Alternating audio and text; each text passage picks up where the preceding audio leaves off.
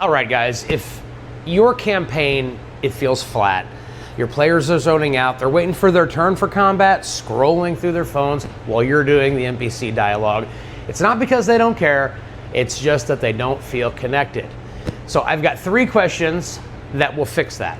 No rules, not mechanics, actual questions to get you through your game a little better. The kind of questions that shift how your table feels if you ask them in the right way. Let's stop running a story at the players and start building it with the players. Something that feels alive, something they'll remember years from now. So picture this.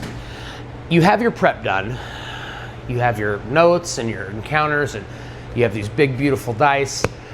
Everything looks right on paper, but your players, they're just following along. Why is this? Why? Because you're asking them to play through a story that you already wrote. Engagement doesn't come from clever twists or balancing encounters. It is ownership. The only way you get that is by asking the right questions. Not just once, not just at session 0, but the whole campaign, all the way through. Because the questions change. 3 questions that change everything. They'll change your table too, if you let them.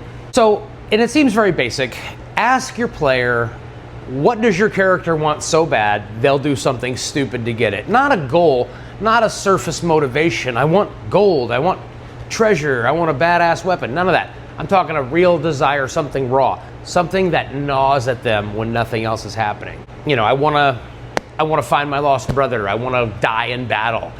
I want to be forgiven for something that I haven't told the party yet. That's some pretty deep stuff. And that's a game I want to run.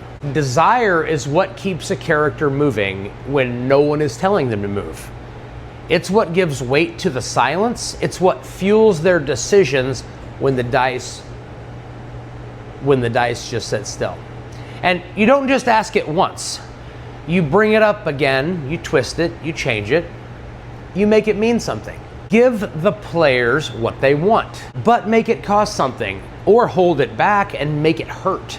I had a player who was obsessed with curing a magical plague.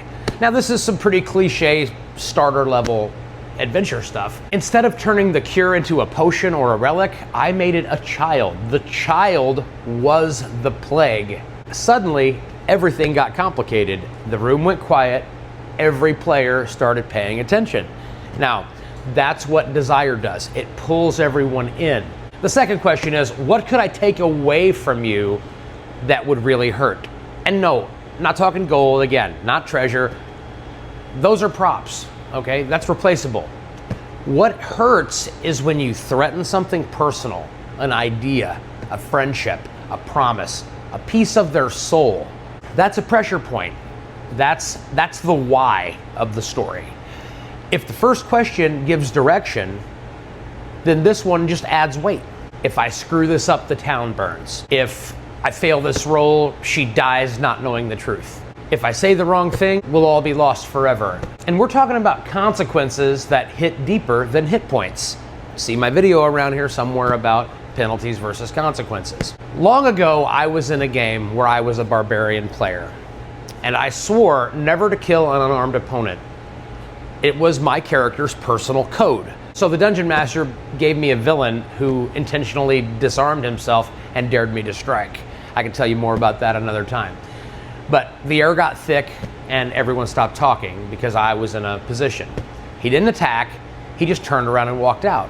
We were in a situation and I attacked without knowing all the information, and I ended up attacking a prisoner. So when I play, I will not attack an unarmed man. I won't do it. This last one isn't about the character. It's about the world itself. And this is the big one. As the dungeon master, as the referee, as the game master, as the castle keeper, you have to ask your player, what does your character know about the world that no one else knows? This one is dangerous because you are handing the player the keys. You are giving them authorial power. You're saying, go ahead, add to my world. But that's how you generate the buy-in. It could be anything. They could say there's a god sleeping under the city. My mom was killed as a member of a rebellion that failed. Or that there's even silly, like a second moon behind the first moon that no one can see. So whatever it is, when you hear it, write it down. Treat it like it's a fact. Obviously, you're not going to force it into this immediate session, but bring it back later when they least expect it. Perfect example, I had a thief at my table, and he joked that his lockpicks were made from the bones of a saint. Completely silly. Total throwaway line. 3 sessions later, I describe a mural in the temple, and that mural is missing the bones that would make his lockpicks. I mean, you see what I'm saying? You take the little bits and pieces that the players give you and you bring them back on a platter. It starts as a joke, but then it became like his prophecy, you know? That's when the game starts writing itself. You're putting in hours and hours and hours writing a session, writing a campaign. You don't have to do it. You let your players give you the ammo, and then you load it and fire it back at them in the next session. So desire gives directions, loss gives purposes. There are secrets, and you have to learn them from your players. Ask them often. Ask them when things slow down. When the story feels off track, that's the time to ask. You'll stop prepping for what might happen, and you'll start prepping to challenge what matters. And when they realize their choices change the world, they'll stop sitting back waiting for your plot. Zing, oh my goodness, I rolled an 8. Did I do anything? No, they'll start driving. The table wakes up, and it's gonna be a great night.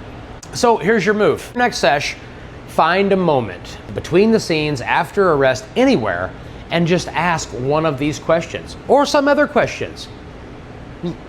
Listen to the answers. Let it alter your plans. That's all it takes. And I've always said, the best campaigns are not clean, they are personal. They're the ones that couldn't have happened with any other person sitting in those chairs tonight. That's what you're chasing. My name's Rick.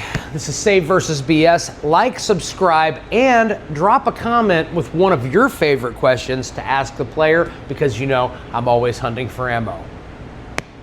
I'll see you in the dark.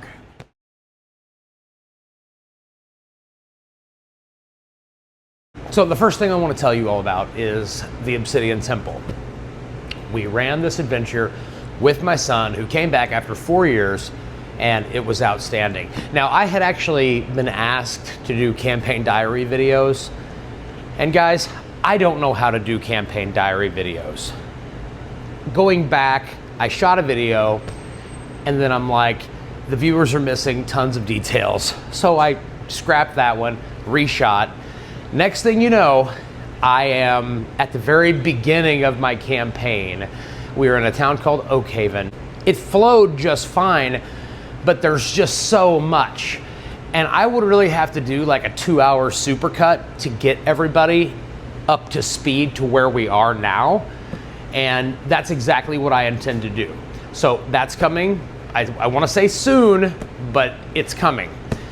It's gonna be an epic montage of basically every session we've ran, and it ties all together, and that gets you to the Obsidian Temple. Now, the Obsidian Temple is a short adventure. You understand, my play sessions are 3 to 4 hours once every 2 weeks. I'm a dad, a grandpa, a business owner, operator. I am a busy person, and the mid-October is actually very busy for me. I have tax deadlines, I have a lot going on. So I don't guarantee a video every week. We post them when we got them. So we appreciate y'all being here. A couple of different things I wanted to touch on today real briefly. So I was an old school D&D player, still am. And as you all know, I was hesitant about Shadowdark, and after Professor Dungeon Master announced that he's releasing his game, Deathbringer, as not only a standalone game, but also as a Shadowdark supplement, which tells me many of the mechanics and the stats and the way things work, the way the world works, is going to be... Hello? Somebody's here. So the way the world is going to work at its core is going to be the same as Shadowdark. So I'm all in. Now, during this time, I've been researching and studying. I'm looking up classes, I'm looking up supplements, and I've got some great reviews coming up. I'm not a review channel. Guys, if you want reviews, go to Lich House, go to Professor Dungeon Master, go to Bob World Builder. I am not smart enough to give an educated opinion on a lot of these things. I can just tell you what I like. One of my favorite channels is called Lich House. It's this guy named John. And John, I wish he posted a video a day. When I see a Lich House video, I feel like it's my big brother explaining to me how to play the game when I just started learning how to play. So it has a certain vibe and a subtlety that's, you know, he's calm, he's articulate, and if you're not subscribing to Lich House, you are missing out. As an OSR referee, OSR DM, old school dungeon master, it's a great channel. And it really fuses the old good way with the modern Shadow Dark way. And you know, even looking at Shadow Dark isn't necessarily OSR. It's OSR, but with the modern sensibilities, as it says. So if you could cut out a bunch of nonsense, which talking about converting old TSR adventures, and a bunch of noises in here today. What the? Converting old TSR adventures past 5e. It's always, I saw for years, it was, how do I convert, you know, the Lost City to 5e? Well, I mean, this skips that conversion and brings it back to where it was, basically Shadow Dark ready. And John is the guy for that. He absolutely is, hands down.